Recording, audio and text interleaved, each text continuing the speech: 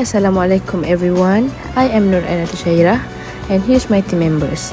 We got Fatin Halia Maisara and also one of Hardi Amalin here. So here comes Sarah to give you some introduction about our report. This report explores 4 real-life applications of linear algebra. It shows how methods like Gauss-Jordan elimination, inverse matrix, Cramer's rule, and the adjoint method solve real-world problems. There are 4 cases.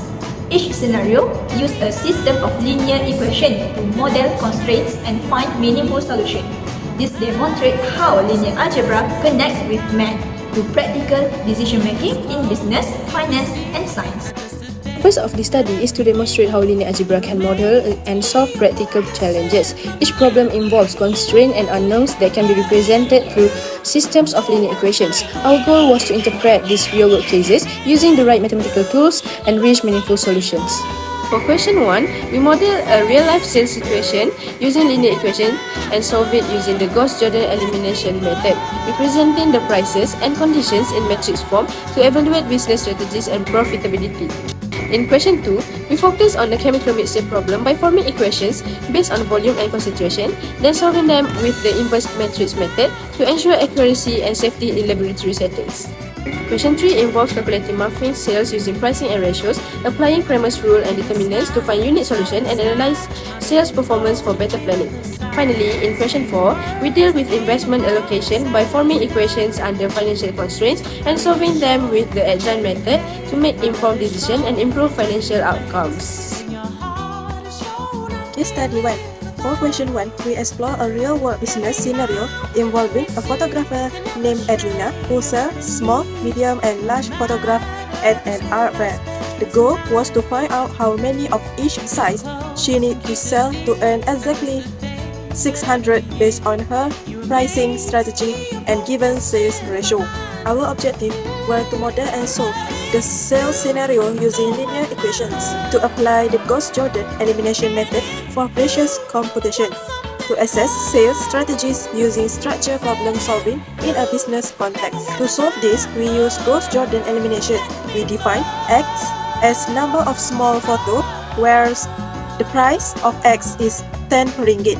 Y we define as number of medium photo, whereas the price is 15 ringgit. And Z we define the number of large photo, which is 14 ringgit. For the sentence, she sells as many small photo as medium and large combined. We define as X equal to Y plus Z. Second, she sells twice as many medium photo as large. We define as Y equal to 2X. Third, total earnings are 600. We define as 10x plus 15y plus 14z equal to 600. We rearrange and form the augmented matrix, then use row operation to transform it into RREF, reduce row echelon form. After applying the method, we found small photo x equal to 18, medium photo y equal to 12, and large photo z equal to 6. Based on all the calculation, Gauss-Jordan elimination was effective for solving this type of sales problem. It allowed us to interpret real data into linear system and extract accurate results, proving that linear algebra is highly applicable in business decision making. Moving on to case study 2, we tackled a chemical mixing problem. A chemist needs to mix 3 acid solution of 10%, 40%, and 60% to create 90 liters of 45% acid. Let X as liters of 10% acid, Y as liters of 40% acid, and Z as liters of 60% acid. For the sentence, he used twice as much 10% solution as 40% solution. We define as X equal to 2Y. For the total volume equation, X plus Y plus Z equal to 90. Then, total acid content equation. We are making 90 liters of 45% acid. So, the total acid content should be 0.45 multiplied with 90 equal to 40.5 liters of pure acid.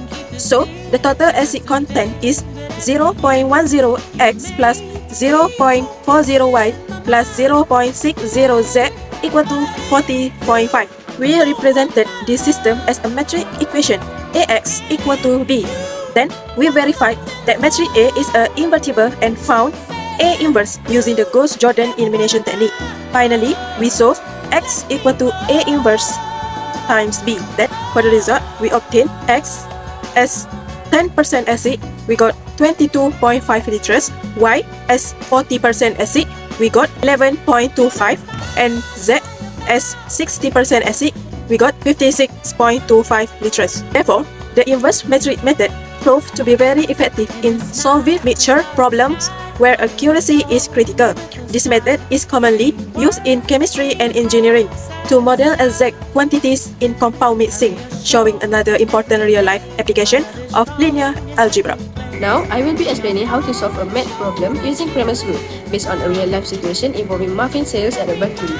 The question states that a bakery sells 3 types of muffins, mini for 2 ringgit each, regular for 3 ringgit and 50 cents each, and jumbo for 5 ringgit each. In total, 180 muffins were sold and 600 ringgit was collected. It is also mentioned that the number of regular muffins sold was twice the number of jumbo muffins. Our objective is to find how many mini, regular, and jumbo muffins were sold. We begin by letting M be the number of mini muffins, R be the number of regular muffins, and J be the number of jumbo muffins. Using the information given, we form 3 equations: M plus R plus J equals to 180, 2M plus 3.5R plus 5J equals to 600, and R minus 2J equals to 0. This gives us a system of 3 equations with 3 unknowns. To solve this, we use Cramer's rule. First, we can construct the coefficient matrix and calculate its determinant, which we call D. The determinant of D is negative 6. Next, we calculate determinant of M by replacing the first column with the constants from the right-hand side of the equation, which gives us determinant M equals to negative 360. Similarly, we find determinant R equals to negative 480 and determinant J equals to negative 240.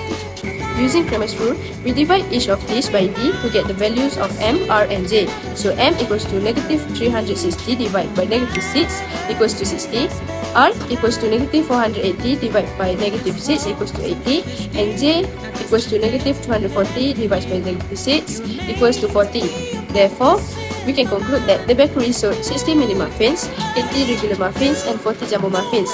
To verify, we can set the total muffins, which is 60 plus 80 plus 40 equals to 180, which is correct.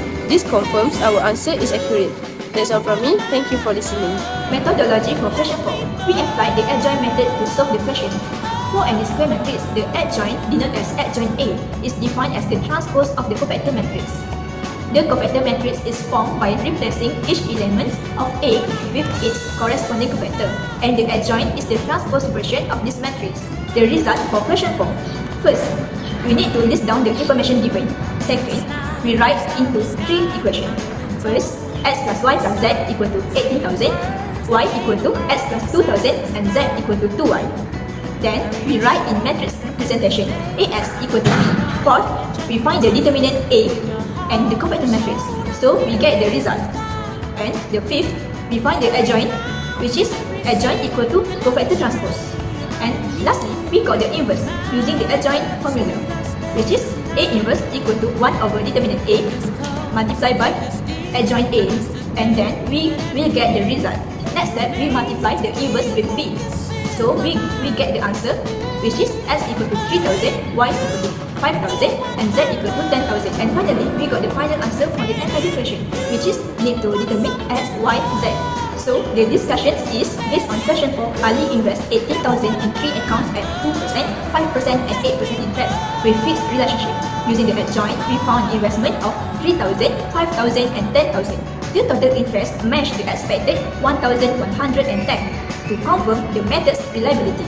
To sum up, this report shows that linear algebra is a useful tool for solving real-life problems in areas like business, science, and finance. Using methods such as Gauss-Jordan elimination, inverse matrix, Cramer's rule, and the adjoint method, we simplified complex situations and found accurate solutions. These techniques also support logical thinking and informed decision-making, proving that linear algebra has practical value beyond the classroom. Special thanks to our lecturer, Dr. Siti Nurul Fitria, for guiding us through linear algebra. We also knowledge of sources and tools used in video. Thank you for watching.